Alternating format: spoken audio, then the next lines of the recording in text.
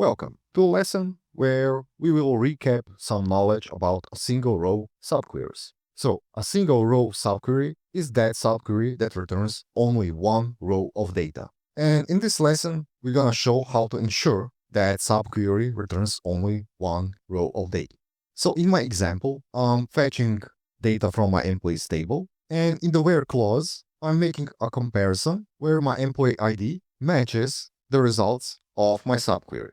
And in my subquery, I'm fetching the employee ID from the same table, where the first name of that employee is David and the last name is Austin.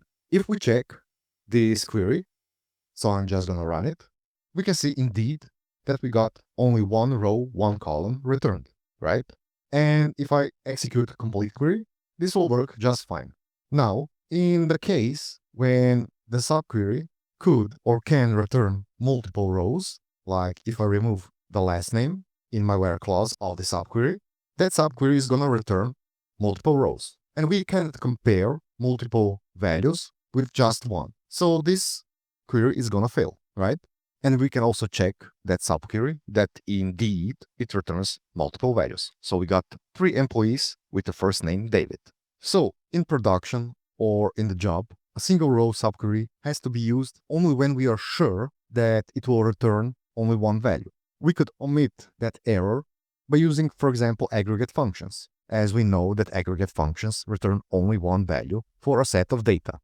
So for example, if we used sum, count, min, max, or other aggregate functions, it would return only one value, and this would be a valid subquery. Other way to omit multiple values returned by the subquery is to use the ROWNUM. And the ROWNUM just defines how many rows are in the subquery, and we can limit how many of those are going to be returned. So we can modify this subquery in the where clause as end ROWNUM equals 1. So we're gonna fetch only one row. When I run this query, indeed, this is gonna work. Other way is to modify that subquery is as less than 2. This is completely the same case.